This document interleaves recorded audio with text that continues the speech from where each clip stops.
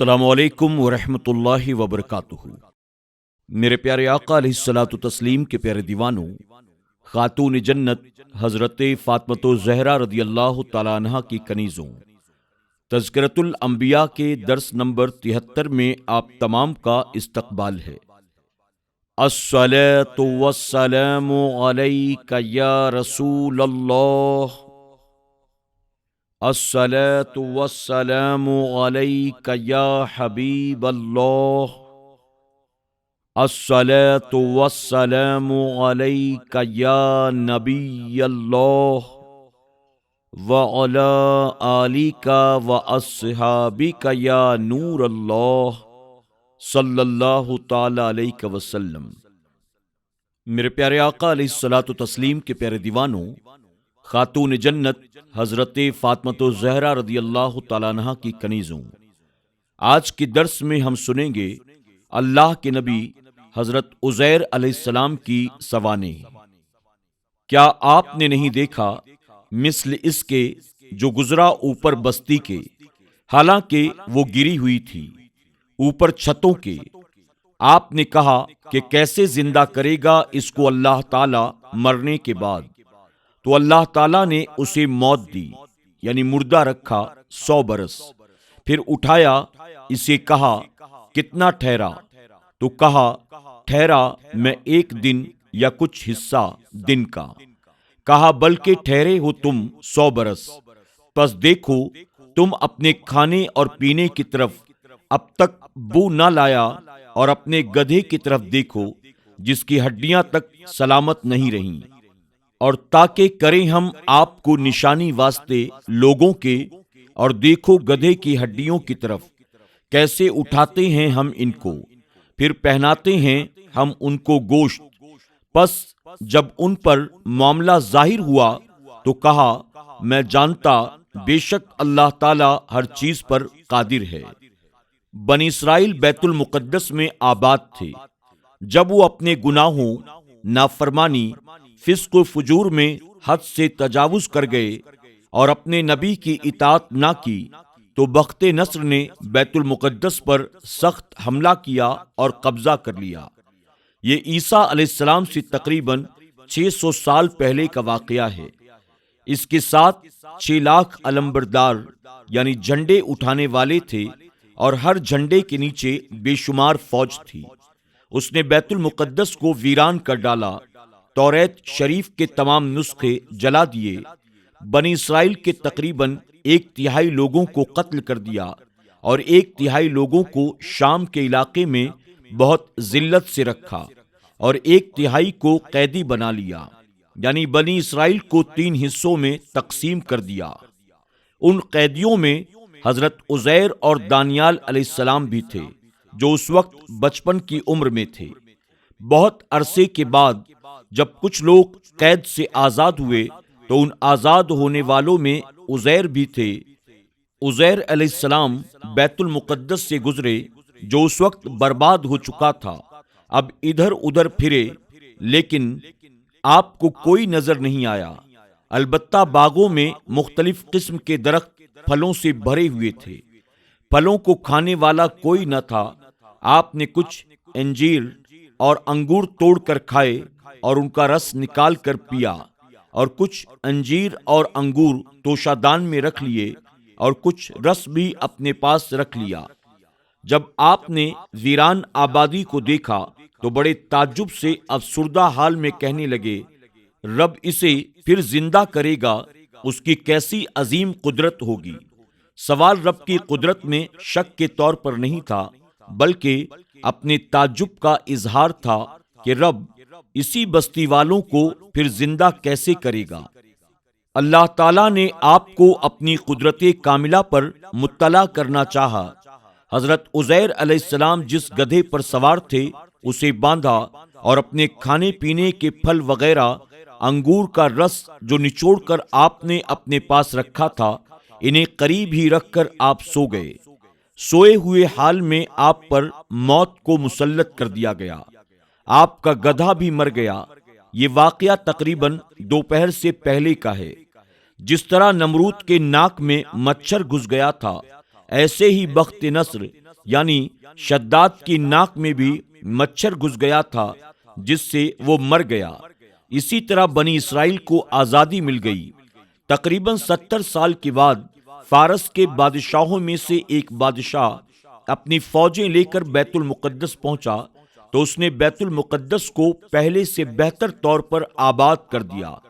بنی اسرائیل جو بخت نصر کے مظالم کی وجہ سے ادھر ادھر بکھر گئے تھے، بیت المقدس میں آ کر آباد ہو گئے۔ 30 سال تک یہ لوگ کافی حد تک بہتر حال میں آ گئے، ان کی نسل میں اضافہ بھی ہو گیا۔ 100 سال کے بعد اللہ تعالیٰ نے عزیر علیہ السلام کو زندہ فرما دیا۔ اتنے عرصے میں اللہ تعالیٰ نے آپ کو اپنی قدرت کاملہ سے لوگوں کی نگاہوں سے مخفی رکھا۔ آپ کو درندے، پرندے، چرندے وغیرہ بھی اتنے عرصے میں نہ دیکھ سکے۔ آپ پر وفات صبح کے وقت دوپہر سے پہلے آئی تھی، اور جب آپ زندہ ہوئے تو شام کا وقت تھا۔ یہی وجہ تھی کہ جب رب نے آپ سے پوچھا کتنی دیر یہاں ٹھہرے ہو تو آپ نے عرض کیا 1 دن یا اس سے کچھ کم، یعنی آپ کا خیال یہ تھا میں آج صبح ہی لیٹا ہوں، اس لیے پہلے آپ نے 1 دن کہا، پھر خیال آیا کہ ابھی تو 1 دن بھی مکمل نہیں ہوا بلکہ دن کا کچھ حصہ باقی ہے۔ اللہ تعالیٰ نے آپ کو بتایا یہاں 100 سال ہو چکے ہیں۔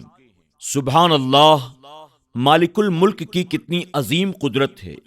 100 سال عزیر علیہ السلام پر موت طاری رہی، جسم مکمل طور پر محفوظ رہا، کھانے پینے کی اشیاء جیوں کی تیوں رہی، اور آپ کے رب نے گدھے کو زندہ کر کے اپنی قدرت کا مشاہدہ کرا دیا۔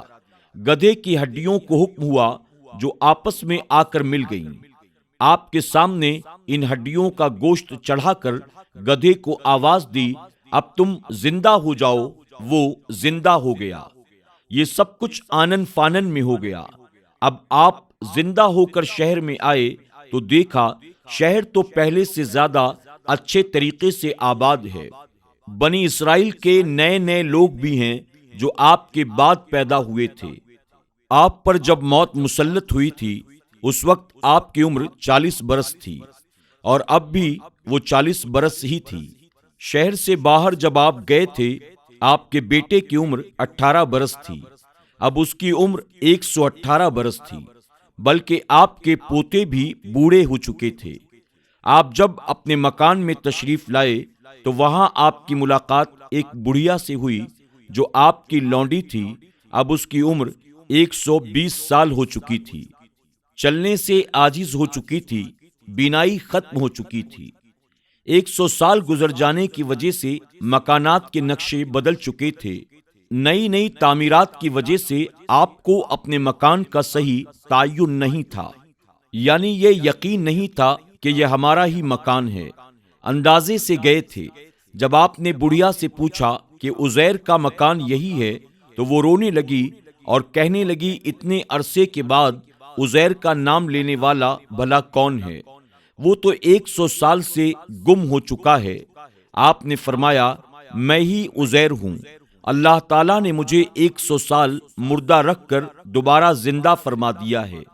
اس بڑھیا نے کہا اگر تم سچ کہہ رہے ہو تو اللہ تعالیٰ سے دعا کرو مجھے نظر عطا کرے، میں تمہیں دیکھ کر پہچان سکوں، اور اس لیے بھی کہ اللہ تعالیٰ عزیر کی دعا قبول فرماتا تھا۔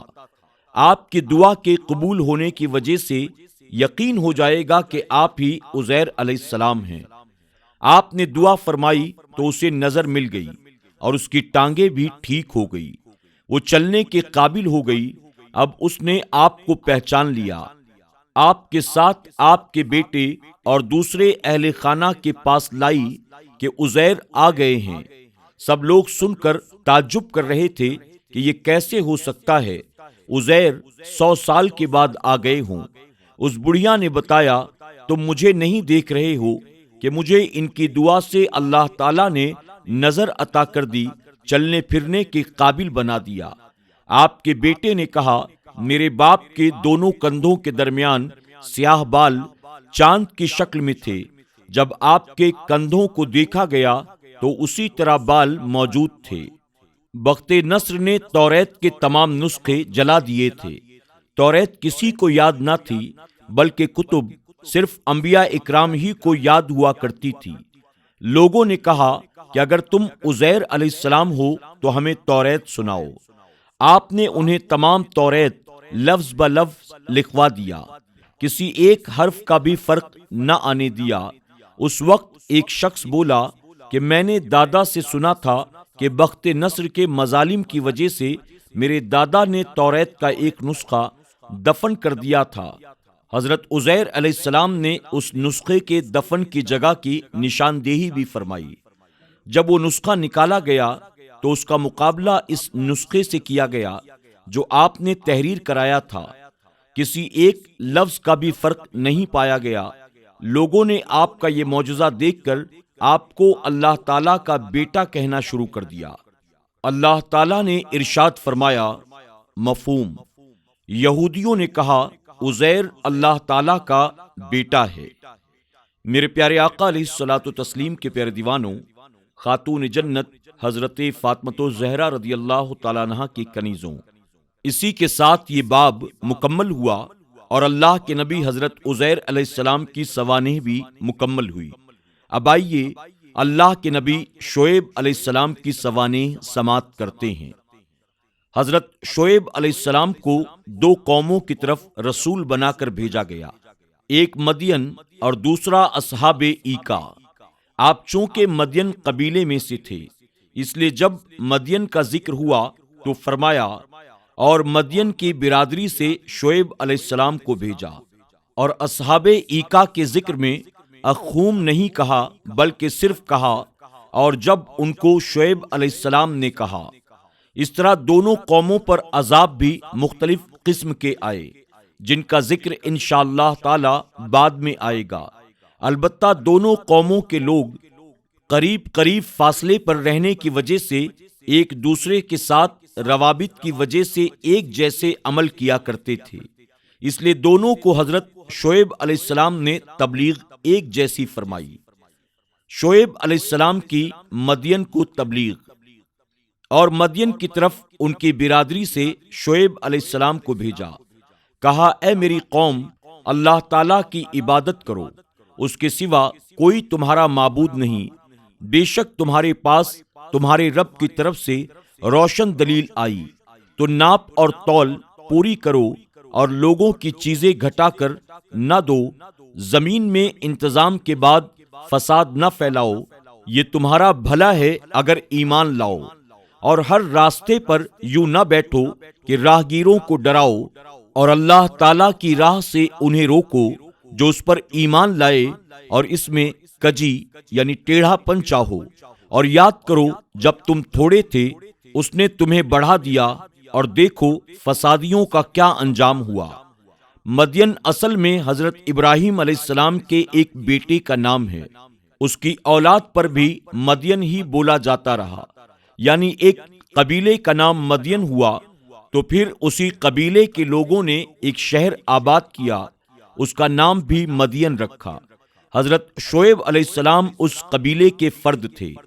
آپ علیہ السلام کا نسب یوں بیان کیا جاتا ہے، شعیب بن نویب بن مدین بن ابراہیم خلیل اللہ علیہ السلام۔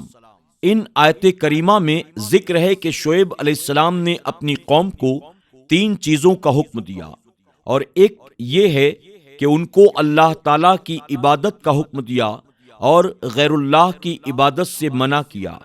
تمام انبیاء اکرام کی شریعتوں میں یہ قانون معتبر رہا۔ شعیب علیہ السلام نے اس قانون کے مطابق اپنی قوم کو کہا، اے میری قوم، اللہ تعالیٰ کی عبادت کرو، اس کے بغیر تمہارا کوئی معبود نہیں۔ دوسری بات یہ تھی، آپ نے اپنی نبوت کا دعویٰ کیا اور فرمایا، بے شک تمہارے پاس تمہارے رب کی طرف سے روشن دلیل آئی۔ یہاں بینتن سے مراد معجزہ ہے، اس لیے کہ ہر مدعی نبوت کے لیے ضروری ہوتا ہے کہ وہ اپنا معجزہ دکھائے۔ اگر اس کے پاس کوئی معجزہ نہ ہو تو وہ نبی نہیں ہوگا، بلکہ متنبی یعنی جھوٹا نبوت کا دعوے دار ہوگا۔ اس آیت کریمہ سے یہ واضح ہوا آپ علیہ السلام کو معجزہ حاصل تھا، جو آپ کی صداقت پر دلالت کرتا تھا، البتہ یہ معجزہ کیا تھا، اس کا ذکر قرآن پاک اور حدیث مبارکہ میں واضح طور پر نہیں، البتہ صاحب کشاف نے بیان کیا ہے کہ آپ علیہ السلام نے موسیٰ علیہ السلام کو عصا دیا تھا، جس سے آپ نے جادوگروں کا مقابلہ کیا تھا اور ان کے بڑے بڑے سانپوں کو نگل لیا تھا۔ یہ آپ کا معجزہ تھا۔ اسی طرح آپ نے موسیٰ علیہ السلام کو بتایا تھا کہ ان کی بکریوں کے بچے سیاہ سفید رنگ کے ہوں گے، تو ایسا ہی ہوا۔ تیسری بات جو آپ نے اپنی قوم سے کہی وہ یہ تھی کہ انہیں برائیوں سے روکا۔ تمام انبیاء اکرام کی یہ عادت شریفہ رہی ہے کہ وہ اپنی قوموں کو برائی سے روکتے رہے، خصوصاً سب سے بڑی برائی سے روکنے میں زیادہ توجہ دیتے رہے اور اس کی ابتدا کرتے۔ آپ نے بھی اپنی قوم کو سب سے پہلے یہ کہا کہ ناپ اور تول کو پورا کرو، چونکہ شعیب علیہ السلام کی قوم کے لوگ تاجر تھے، وہ ناپ تول میں کمی کرتے تھے، اس طرح لوگوں کا مال ناجائز طریقے سے ہڑپ لیا کرتے تھے۔ اس برائی پر فتنہ فساد مرتب ہوتا تھا، اس لیے سب سے پہلے اسی چیز کی طرف آپ نے توجہ فرمائی۔